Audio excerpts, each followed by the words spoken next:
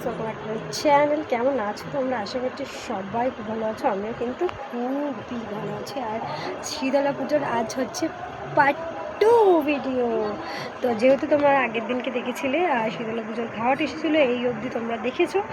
আর তারপরের দিন মানে সেই দিনকে ফাংশন হয়নি, আজকে হবে ফাংশন। তো আমার হচ্ছে ফাংশনে যাওয়ার গেট রেডি হচ্ছে। এটা দেখতে পাচ্ছ, আমি রেডি হয়ে গেছি। একটা হোয়াইট কালারের উপরে একটা নেটের শিফন শাড়ি পরেছি, আর সাথে একটা ব্ল্যাক কালারের ভেলভেটের ব্লাউজ।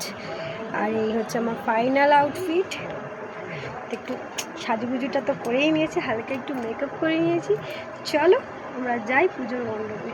অল্প স্বল্প ছোটো ছোটো ভিডিও করবো, যতদূর পারি তোমাদের সাথে শেয়ার করার চেষ্টা করবো। তারপরে আমি, মেয়ে আর আমার শাশুড়ি মা একসঙ্গে গুছিয়ে গেছি, চলে আসি ঠাকুরতলায়। এসে দেখি ঠাকুরতলায় এখনও মাইক চেক আর লাইট চেকিং হচ্ছিলো স্টেজে। এখনও অবধি কেউ স্টেজে ওঠেনি। আর ঠাকুরতলাটা কি সুন্দর করে সাজিয়েছে দেখো।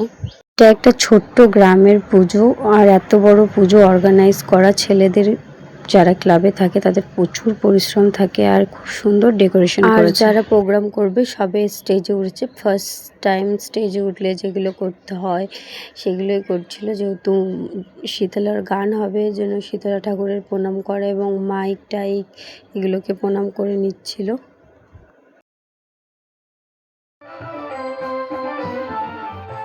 আর এগুলো শেষ হলেই গানটা শুরু হয়ে যাবে।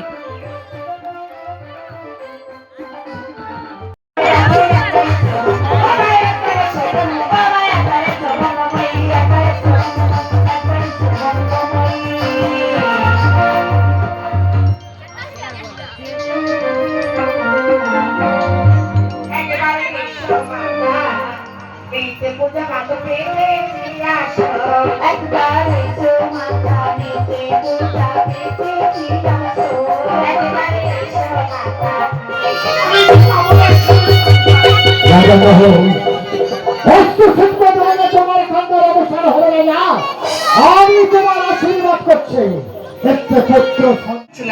তুমি কোথায় ছিলে বাবা?